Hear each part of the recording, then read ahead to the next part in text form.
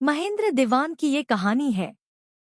उसने बीए तक का अभ्यास किया हुआ था और वो उत्तर प्रदेश का रहवासी था। स्वभाव में मिलनसार होने के कारण मैं बहुत ही जल्द दोस्त बना लेता हूँ। फेसबुक पे मुझे एक दोस्त मिला। उसने मुझे मुंबई घूमने के लिए आमंत्रित किया। मुझे पहले से ही मुंबई जाने की बहुत ही इच्छा थी, इसलिए मैंने मुंबई जाने का पक्का किया। लेकिन मुझे नहीं पता था कि मेरी ये छुट्टियां बहुत ही भयानक तरीके से खत्म होगी। आज भी मैं उस खाकी कपड़े पहने हुए भूत के बारे में सोचता हूँ तो मेरे मुंह में से चीख निकल जाती है।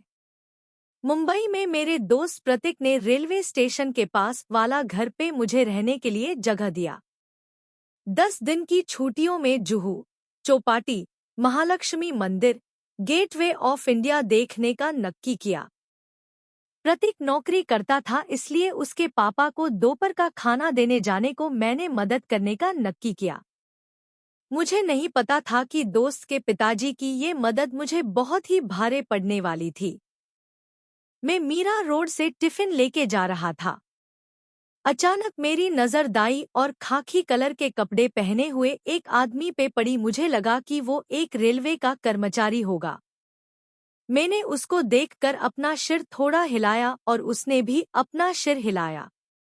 लेकिन मैं जैसे ही आगे बढ़ा वो आदमी भी रेलवे के पाटे पे आगे आगे चलने लगा। अब मुझे डर के कारण पसीना होने लगा। क्योंकि मुझे लगा कि वो मानसिक रूप से अस्वस्थ है या फिर वो मुझे मर के लूट लेना चाहता है। मैंने अपनी चलने की स्पीड बढ़ाई तो उस आदमी ने भी मेरे साथ दौड़ने लगा। दौड़ते दौड़ते अचानक उसने एक पत्थर उठा लिया और दूसरे हाथ में पहले से ही एक लकड़ी थी।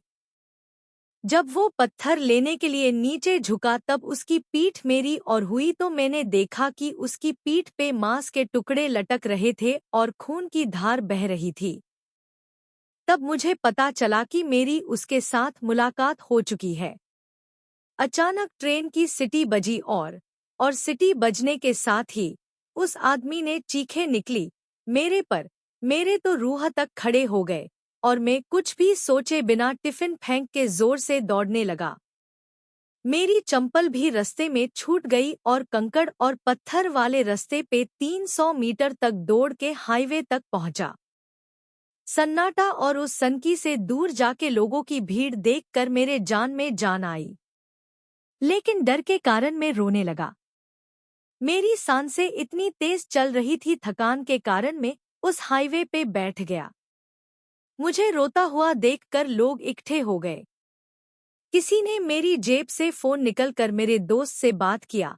मेरा दोस्त टैक्सी में बिठा के उसके घर ले गया। प्रतीक के पिताजी ने मुझे उस रेलवे ट्रैक के पास भटकता हरिया नाम के भूत की दुर्घटना वाली बात बताई।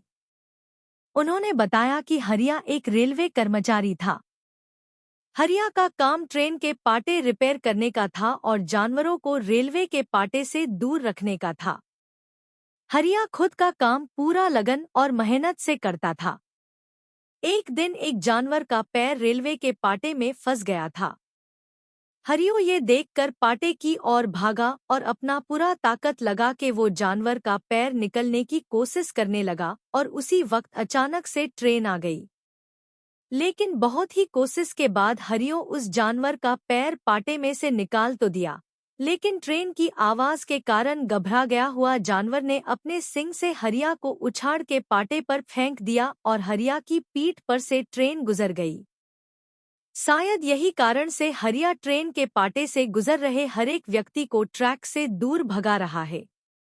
और बहुत बाद दोपहर में जानवर उस जगह पे जाके जोर जोर से चीख रहे हैं।